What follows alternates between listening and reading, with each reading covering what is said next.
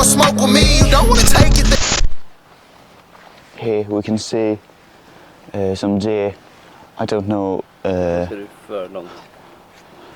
don't quite know which type of deer it is, but they've got some horns, and I think it's just the normal Swedish deer we see here. Oh, if we come closer, come follow.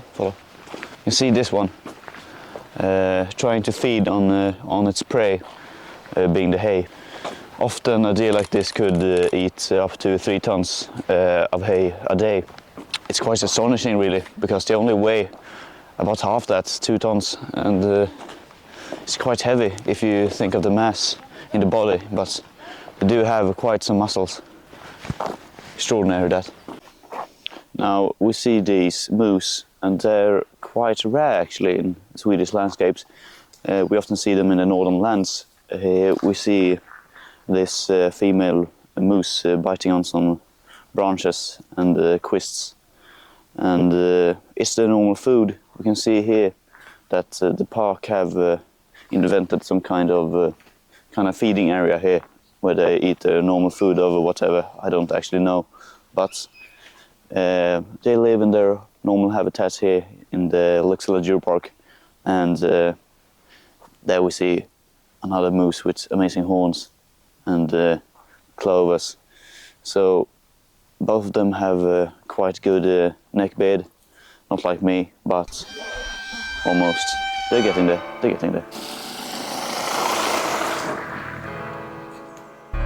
Fuck off. Nej. Here we see the alkes, the muskox, and here they see they have a giant tire.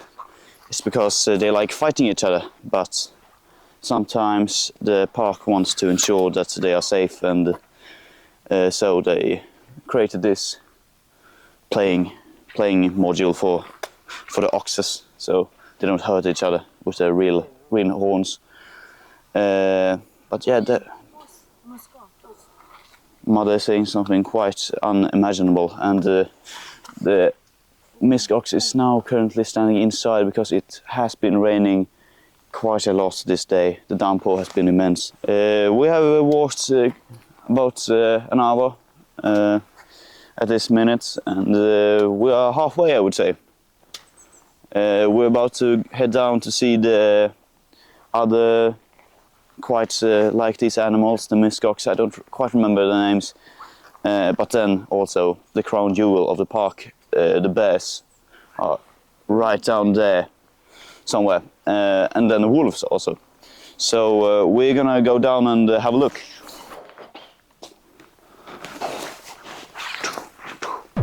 Alright, now we have arrived at the reindeer's palace, we can actually call it. And here we see 1, 2, 3, 4, 5 reindeer, maybe. Oh, there's a one. Oh, there's 7. There's 2 in the back also. No, there's 8. There's 3 in the back. Alright, so now we've traveled approximately 65% of the park. Now we arrived at the Swedish northern crown jewel of the forest. So we see these horns. They have some feathers or lurves, what you call them, to keep them warm in the winter. And also we see these hooves are shaped like a ring shape, because otherwise they fall down in the snow and get brutally molested by the. Oh shit! Oh, here we see maybe a fight to a 3. No. Interesting. All right. This here is no. Actually, no. He does not want to be interviewed. No comments to that, geezer.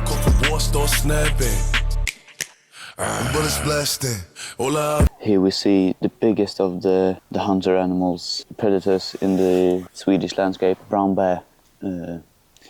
It can grow up to 2 meters in width and 3 meters in length, standing at a whopping 15 feet tall. This bear is to be feared when encountered in the wilderness. There's no fighting back. You run or you hide. So those kids that are way back there with the bear, they are in danger right now. Because this bear has titanium claws that can rip through these metal bars without ease, but he's kindly offered to stay here his lifetime. So he's not going to do that, because I actually know him from before. Jens, we met in 1981 at the pub watching the Wimbledon final. It was Besöker versus McEnroe. McEnroe won 6-2, 6-4, 7-6. So it was a close game, but only 3 sets. It was a shame.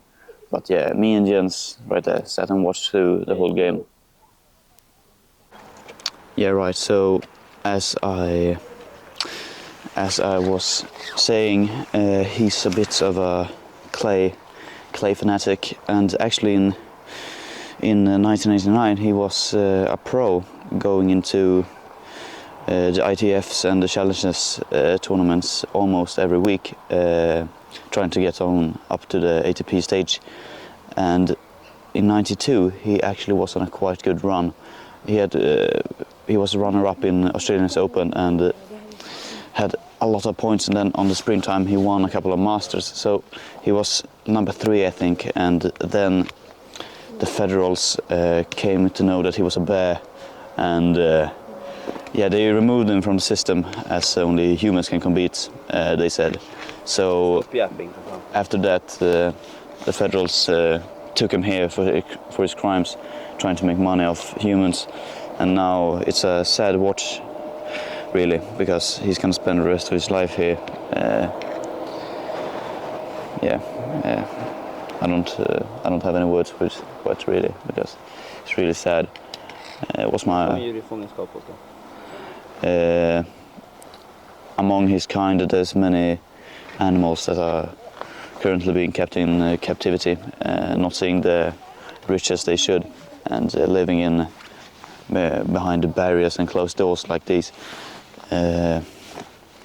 Obviously that's not a good thing, we can all agree on.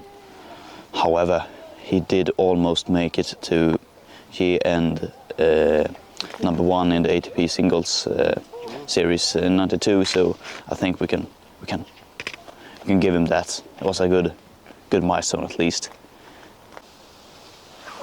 All right, now we see 2 wolves here. We're in the wolf habitat.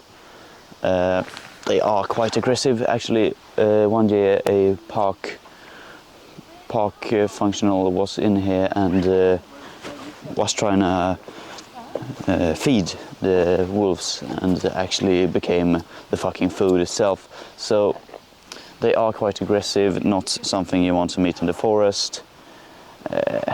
Actually, I'd rather meet a fucking bear than these, because these are fucking small and they are fast and they are ravages, and I would not be happy finding one of these in the forest. I can tell you that right now. So now we've been around the park looking at these amazing animals, and yeah, it's been quite an experience. Not to say this is my first time, but for my little dwarf brother, this has been his first time in like 8 years or something. So it was fun for him to be here in the park today. To see Jens again, that was a nice moment. Talk about this year's Wimbledon and such, and just look around the areas, see what's changed, see what's alike.